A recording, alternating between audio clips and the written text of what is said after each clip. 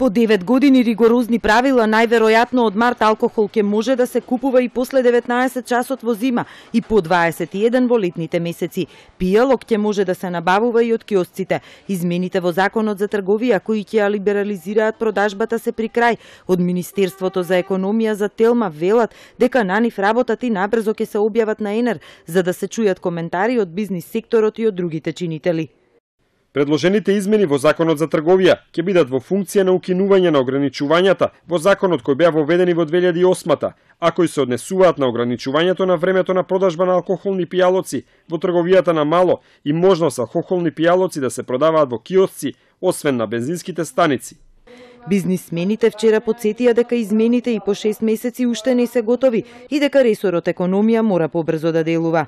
Комуникацијата со нив е на одлично ниво во смисла на остварување на состаноци и ветување дека оваа мерка, односно оваа иницијатива ќе биде прифатена, но до денес ние немаме реализација на истата, очекуваме дека во најкратко време ќе биде реализирана. Комората уште во јуни лани побара укинување на ограничувањето на времето за продажба, бидејќи тоа им нанесувало големи штети и на трговците и на домашните компании. Владата сепак нема да излезе во пресрет на уште едно клучно барање на комората, да се укине обврската за поседување лиценца за продажба на алкохолни пијалоци, доколку таа остане пак се бараше да биде поевтина и да се плаќа само на прометот со алкохол, а не на целокупниот промет на објектот.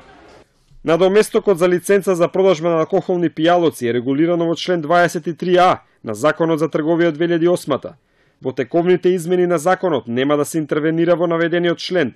Имено 20.000 денари е надоместокот за првпат вадење на лиценца за продажен објект, кој важи 2 години.